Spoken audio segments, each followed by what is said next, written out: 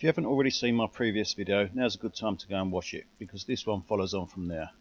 So later that evening we took the dogs for a walk, and this is what I filmed outside. Quite nice conditions, low cloud, everything was fine, and we were confident next day we could carry on with our route. That wasn't the case. Overnight conditions turned quite crappy.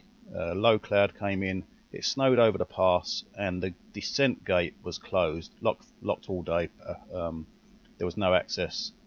So we had to descend the route that we came up, and this is what I filmed next day. This is a low cloud, fog, mist, wet.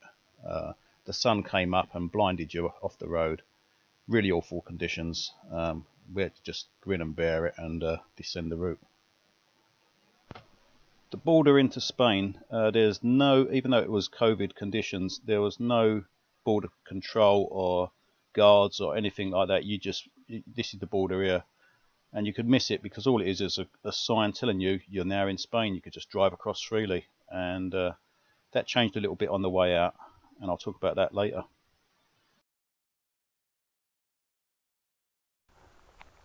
Good morning, YouTube. If you're thinking about coming out this way, you don't really need to think about where to park before coming. There's loads and loads of places to park. We're not struggling at all. Trying to find in Spain, trying to find places that are pretty is another issue. There's loads of places to park. Some of them are a lot of like dirt tracks, lonely sort of like little side roads that are not very nice to be on, but they're free. No one's going to bother you there. You could just park up and stay the night and move on, find somewhere better next time round. So yeah, that's something to bear in mind, that you haven't got to follow a particular route or follow us out here. That there are loads and loads untold places to park. You're pretty much driving past them all the time. So it's not like the UK where you're handed to move on and poked and prodded to go. It's not like that at all. You can see like that's a pretty place to be, isn't it? So yeah, don't worry about coming out and not having anywhere to park. I mean, if you wanted to go to the sites, then yeah, you could find sites to go to. You just got to look up on Google, and you'll find sites to drive to. But I've always avoided sites mainly. So there are places out here as well. In Spain, we've found park ups called what are called auto caravan, and these auto caravan sites have toilet dump facilities and they have running water, and you can park for the night totally free. There's no charge. So yeah, auto caravan sites are free apparently.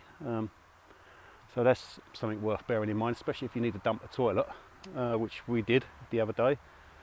And yes, it's all good, isn't it? Last night it was, I think the temperatures got down outside to about 2°C. We're quite out. I think we're at 4,000 feet in the Pyrenees, which is why it's so green. So yeah, it was quite cold last night. Temperature on the van said 8°C this morning, but that's not a problem. You can see I've got a polar screen on the window, so has Ian.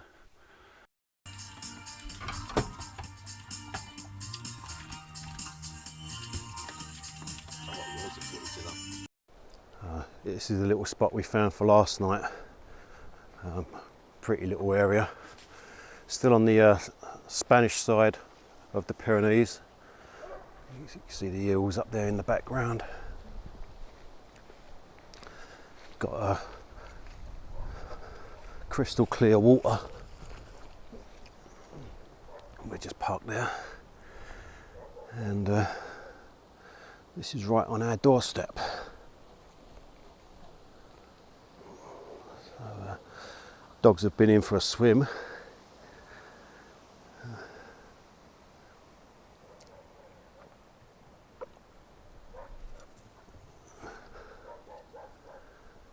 Can't complain. One issue we did find in both France and Spain was driving on the roads. Now, when you want to do a left turn or come off of a road to the left, you've got to first make a right turn. And we all found this really strange and really awkward. And I'll bring up the junction now. To make this left turn, to go left off this highway, you've got to go to right, make the right turn. And it brings you across a sort of roundabout system. And then you've got to cross oncoming traffic from both sides, which is extremely dangerous and stupid. Whoever thought of that idea is a madman. Now, to get anywhere pretty, you're going to have to go off the beaten track a little bit. So, and to be honest, the bumpy roads is quite a nice change from the motorways and the stupid layout of the steep roundabouts that are off camber and the stupid junctions that try to kill you across 2 lanes of traffic. So, but yeah, if you do go off road and go a little bit out your way, you can find beautiful park ups like this.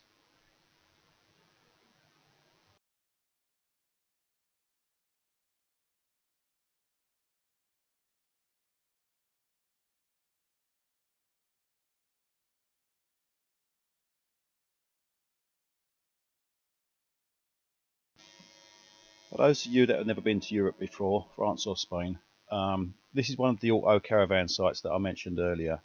You could just drive on, pull up and stay the night. You could dump your toilet waste, fill up with water and move off the next day. Or you could stay a couple of days if you like. When you're out looking for park ups, there's always going to come a time when you think you've made the wrong turn or there can't be anything worth looking for down here. My advice is to just persist, because sometimes those little dead ends that look really crap turn out to be quite nice areas to park. And this is just one of those areas that we found, and we started to think we'd taken the wrong route, but look where we ended up.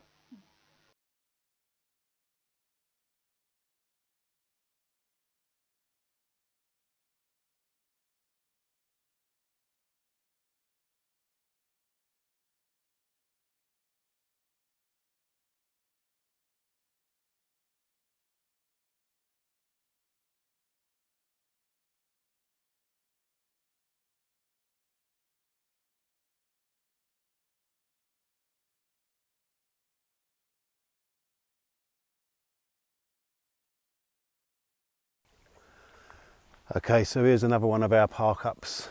Dylan's just gone in for a swim. I'm not going to join him because the water is bloody freezing, and that's no joke. Let's just tilt the camera up and show you where we are. These are our surroundings.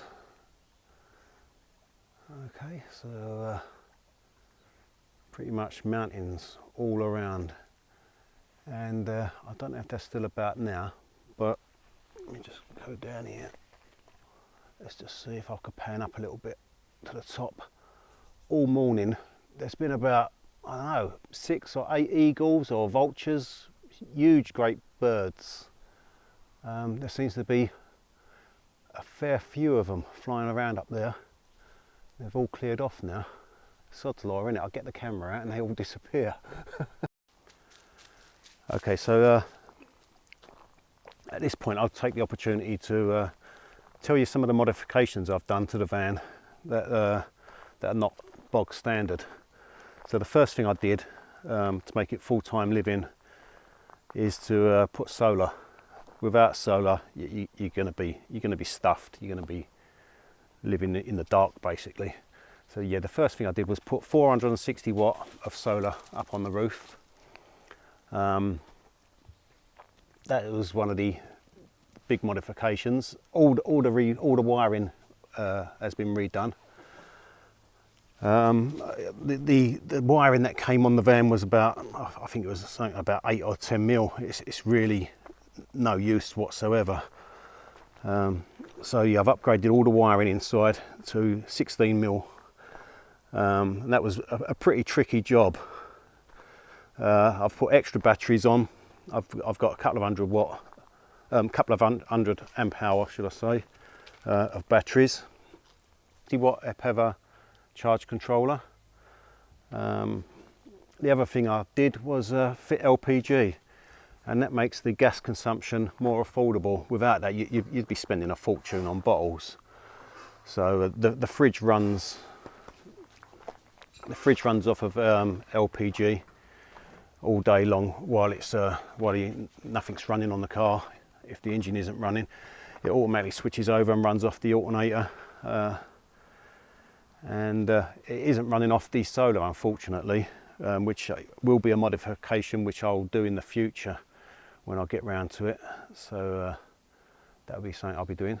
But yeah, I've got a single, I think it's a 13 kg bottle in the side there, and I've got another underslung cylinder under the van, and I've done it like that really just to free up a bit more space. So that little side cabinet there that normally carries 2 LPG bottles, I use that basically as a storage for the hose and some tools, and just if you're going to be in full time, storage becomes a big issue, and on a van this small, yeah, trying to scrounge together every little bit of space is quite important.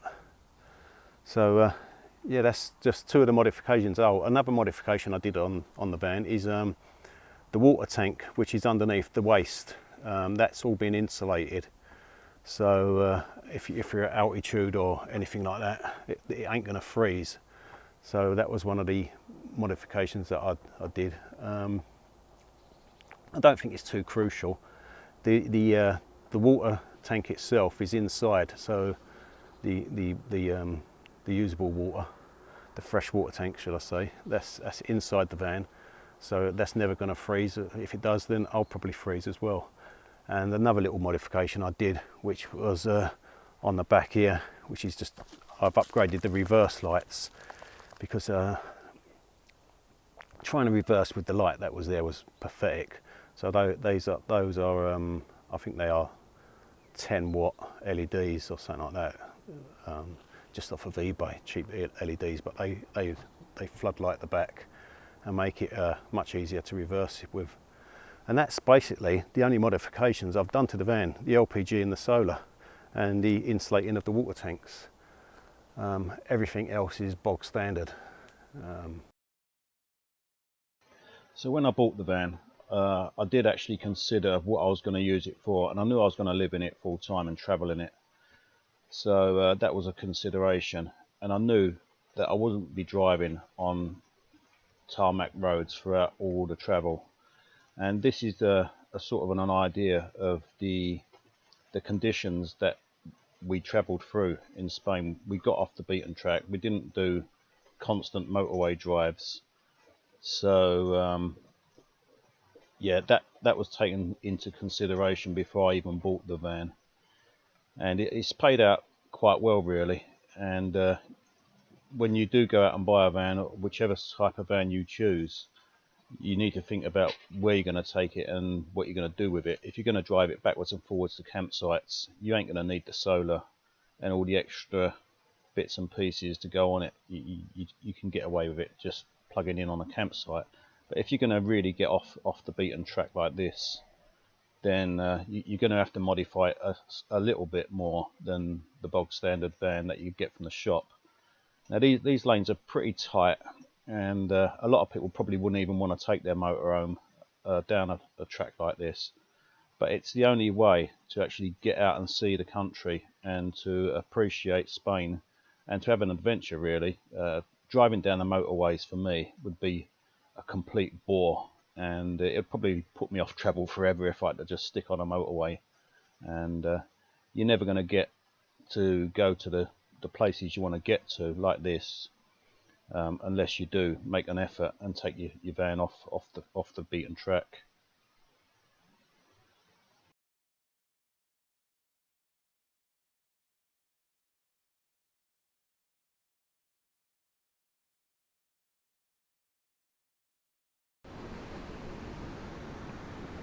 Okay, so one of the things I was going to talk about is any problems we've had. Probably the worst is that I got a speeding ticket, which was €90. I've got to pay that within 40 days. I think it's 40 days, or the price goes up a bit more. That's probably the worst case scenario we've had so far. You have to wear a mask if you go into the towns, into the shops. But other van lifers is pretty much similar to UK. They park out the way and just get on with their lives and don't let this COVID crap bother them. No one's really, to be honest, it's like it ain't even here. For me, we've paid for diesel at the pump, so we've not had a problem paying for diesel. We haven't really had to go into shops. Beers have been quite cheap. We've stocked up on beers.